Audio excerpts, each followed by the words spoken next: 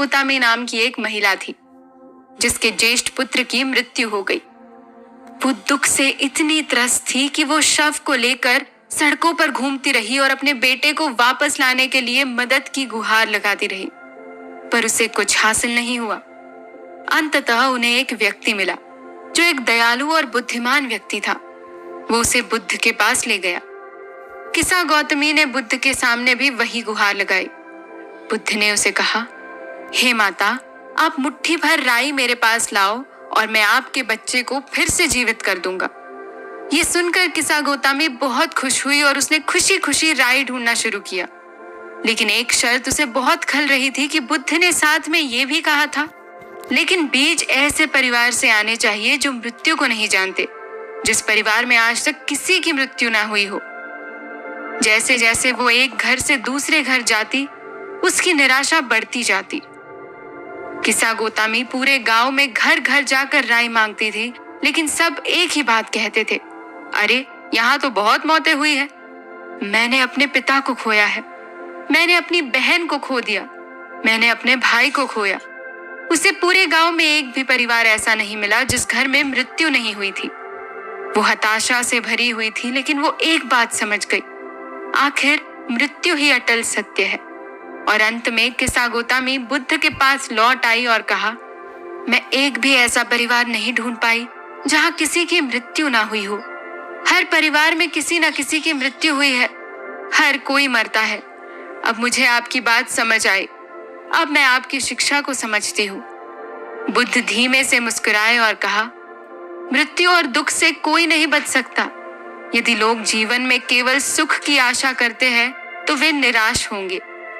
कहने का मतलब है कि चीजें हमेशा वैसी नहीं होती जैसी हम चाहते हैं, लेकिन हम उन्हें समझना सीख सकते हैं। जब हम बीमार पड़ते हैं तो डॉक्टर के पास जाते हैं और पूछते हैं, मेरे साथ गलत क्या है, मैं बीमार क्यों हूं, मुझे क्या ठीक करेगा, मुझे ठीक होने के लिए क्या करना होगा।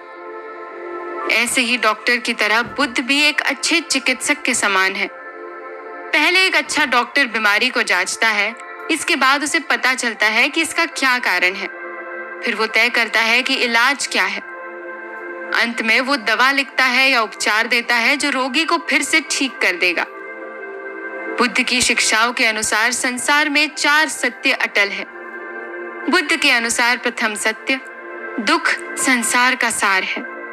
अधिक सरल शब्दों में कहे तो दुख मौजूद है, इसका एक कारण है, इसका अंत भी है, और एक ऐसा कारण भी है जो इस दुख का अंत कर देगा। दुख की धारणा का उद्देश्य एक नकारात्मक दृष्टि को व्यक्त करना नहीं है, बल्कि यह एक व्यवहारिक पक्ष है जो दुनिया के साथ वैसा ही व्यवहार करता है जैसा कि वो है, और साथ ही इसे सुधारने का प्रयास करता है। बुद्ध की शिक्षाओं के अनुसार दूसरा सत्य है कि हर दुख का एक कारण होता है। दूसरा सत्य दुख के कारण को निर्धारित करने का प्रयास करता है। बौद्ध धर्म में इच्छा और अज्ञानता दुख के मूल में है। इच्छा का संबंध सुख, भौतिक वस्तुओं और अमरता जैसी जिज्ञासाओं में है। ये सभी ऐसी इच्छाएं हैं जिनकी कभी पूर्ति नहीं की जा सकती। नतीजतन उनकी इच्छा करना केवल दुख ला सकता है। अज्ञानता इसी दुख के बोध को और अधिक बढ़ा देती है।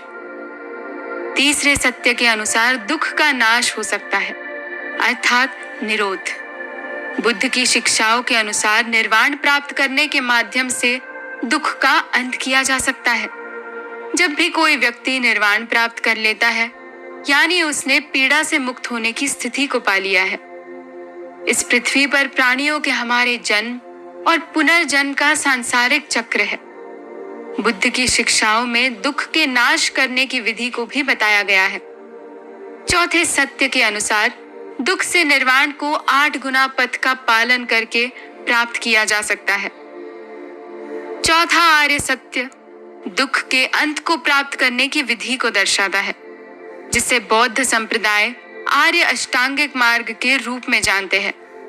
आर्य अष्टांगिक मार्ग के सोपान हैं सम्यक समझ, सम्यक विचार, सम्यक वाक, सम्यक कर्म, सम्यक जीविका, सम्यक प्रयास, सम्यक मनन और सम्यक एकाग्रता। यानी कि बुद्धिज्म में नोबल एट फोल्ड पाथ्स को बताया गया है, जिन्हें अंग्रेजी में कहते हैं right understanding, right thought, right speech, right action, right livelihood, right effort, right mindfulness and right concentration, जिनके माध्यम से दुख से निर्वाण प्राप्त किया जा सकता है। अगले एपिसोड